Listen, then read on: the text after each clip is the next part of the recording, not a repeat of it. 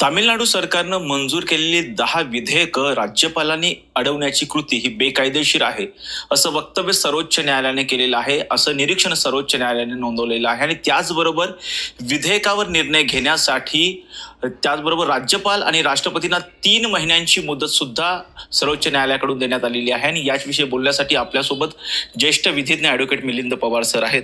Sir, नमस्कार sir. Tamil Nadu सरकारने जे एक 10 विधेयकं होती ते राज्यपालाकडे मंजुरीसाठी पाठवण्यात आलेली होती. त्या विधेयकाची कुठेतरी राज्यपालांनी अडवणूक केली म्हणून हे प्रकरण जे आहे सर्वोच्च न्यायालयामध्ये गेलेलं होतं. या बाबतीमध्ये सर्वोच्च न्यायालयाने महत्त्वाचं निरीक्षण नोंदवलेलं आहे. विधेयक मंजूर करण्यासाठी राज्यपालांना त्याचबरोबर राष्ट्रपतींना 3 महिन्यांची मुदत देण्यात आली.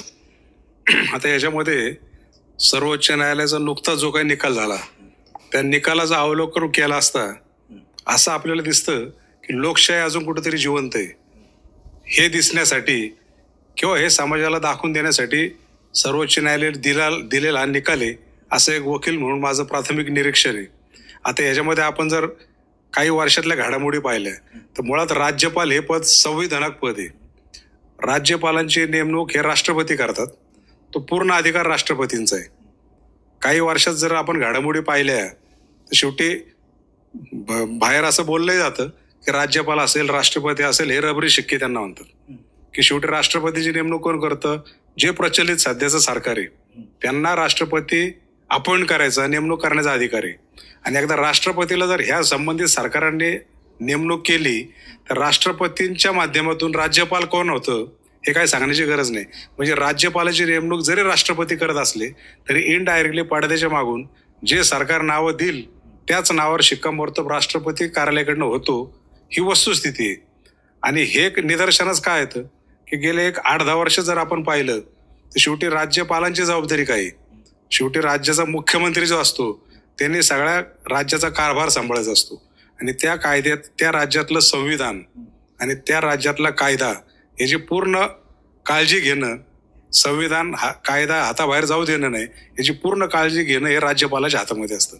जर मुख्यमंत्री किंवा सरकारकडनं काही चुकत असेल, बेकायदेशीर गोष्टी घडत असतील, असंविधानिक गोष्टी घडत असतील तर तात्काळ रिपोर्टिंग राष्ट्रपतीकडे करण्याचा अधिकार हा राज्यपालांचा आहे. आता होतंय काय की राष्ट्रपतीच्या माध्यमातून राज्यपालांची नेमणूक होती आणि राज्यपालांची नेमणूक झाल्यानंतर बऱ्याच वेळाला असं दिसतं की सरकार हे त्यांच्या विचारांचं नसतं, त्यांना पूरक नसतं. आणि म्हणून संबंधित शासनाने सरकारने कुठलं विधेयक पास केलं मंत्रिमंडळ आहे तर राज्यपाल कार्यालयाकडे अडवून ठेवण्याची एक फॅशन झाली की काय असं दिसून येत होतं. आणि म्हणूनच तामिळनाडू सारख्या एका मोठ्या राज्यामध्ये 10 विधेयकं सलग मंजूर झाले, मंत्रालयाने मंजूर केले, एकमुखाने मंजूर केलेले होते. आणि ते तिथले जे कोणी संबंधित ते रवी कोणीतरी नावाचे राज्यपाल आहेत त्यांनी जर ते अडवून ठेवले असतील विनाकारण आणि म्हणून तामिळनाडू गव्हर्नमेंटने सुप्रीम कोर्टात याचिका दाखल केली.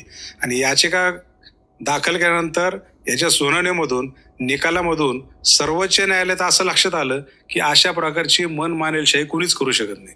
शेवटी कायदे समोर सगळे सामान आहेत. शेवटी गव्हर्नमेंट एका बाजूला, राष्ट्रपती एका बाजूला, राज्यपाल एका बाजूला.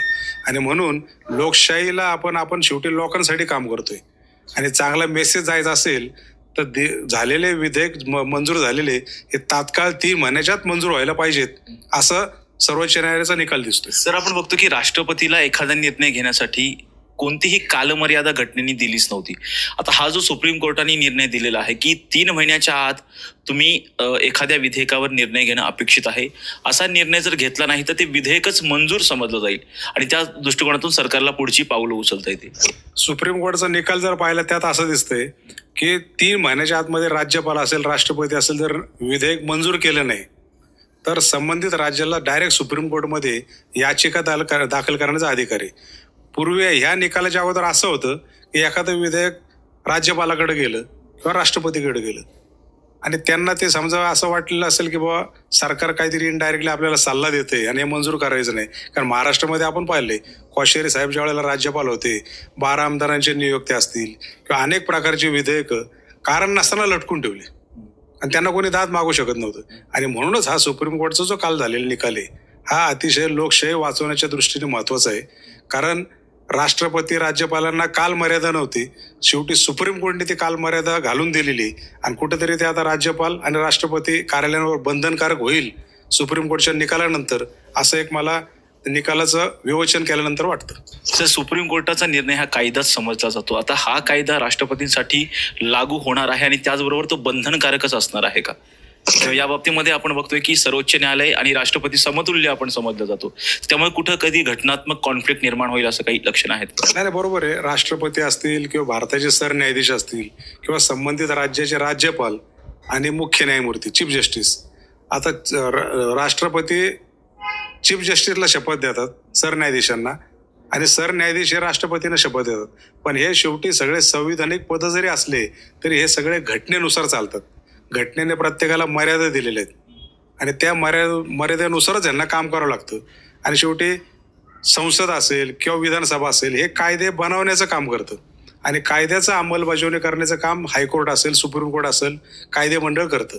आणि म्हणून सर्वोच्च न्यायालयाने दिलेला निकाल तो एक शेवटी निकाल आहे आणि तो निकाल हा सगळ्यांवर बंधनकारक आहे लोकशाहीमध्ये, आणि तो राष्ट्रपती आणि राज्यपाल कार्यालयाला बंधनकारक राहील असं मला वकील म्हणून वाटतं. सर, आपण बघतोय की सातत्याने राज्यामध्ये आणि राज्याचे मुख्यमंत्री असतील किंवा सरकार आणि राज्यपालांमध्ये सातत्याने संघर्ष पाहायला मिळतो. आपण महाराष्ट्रामध्ये पाहिलं असेल की उद्धव ठाकरे यांच्या ज्यावेळी सरकार होतं त्यावेळी जर आपण पाहिलं की भगतसिंग कोश्यारी राज्यपाल होते त्यावेळी त्यांच्यामध्ये आणि राज्य सरकारमध्ये सातत्याने संघर्ष पाहायला मिळालेला होता. आता तामिळनाडूमध्ये सुद्धा तशाच पद्धतीनं संघर्ष पाहायला मिळाला. यामुळे कुठेतरी या निर्णयामुळे सगळ्याच राज्यांमध्ये आता संघर्ष, राज्यपाल आणि मुख्यमंत्र्यांमधला संघर्ष कुठेतरी कमी होईल आणि लोकशाही बळकट होण्याच्या दृष्टिकोनातलं हे महत्वाचं पाऊल समजलं जाऊ शकतं.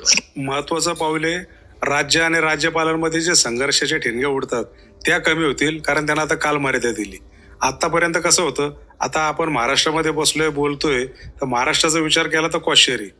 आता कोश्यारींचं बॅकग्राऊंड जर पाहिलं तर ते हिमाचल प्रदेशचे मुख्यमंत्री होते, ते भाजपचे सक्रिय कार्यकर्ते होते, राष्ट्रीय सेवक संघाचे कार्यकर्ते होते.